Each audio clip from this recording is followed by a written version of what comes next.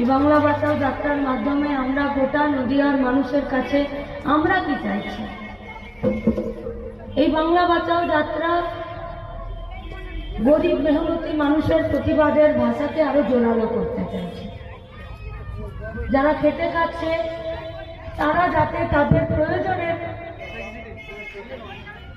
যা কিছু আছে জীবনে বেঁচে থাকার জন্য সেগুলোর জন্য তারা যাতে রাস্তায় এসে নিজেদের কথাটা নিজেরা বলতে পারে।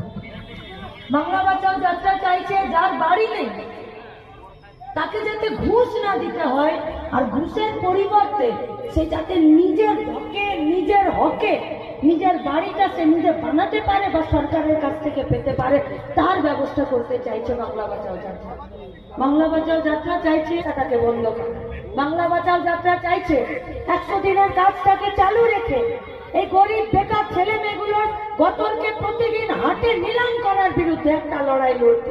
বাংলা বাঁচাও যাত্রা চাইছে এই পশ্চিমবঙ্গে আমাদের মায়েদেরকে সুরক্ষা দিতে।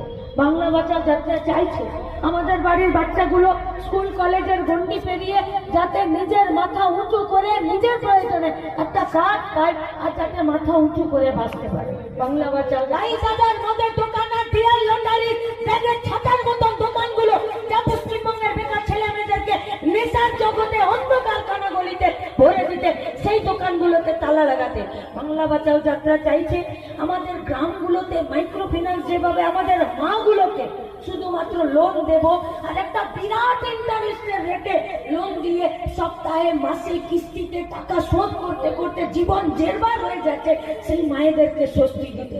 বাংলা বাঁচাও যাত্রা চাইছে গোটা পশ্চিমবঙ্গে লাখ লাখ পরিযায়ী শ্রমিকদেরকে এই পশ্চিমবঙ্গে ওরা 22,000 কারখানার গেটে তালা দিয়েছে, আর লাল ঝান্ডার সরকার ছিল লক্ষ কোটি টাকার বাজার তৈরি করে কারখানা খোলার রাস্তা করে দিয়েছিল।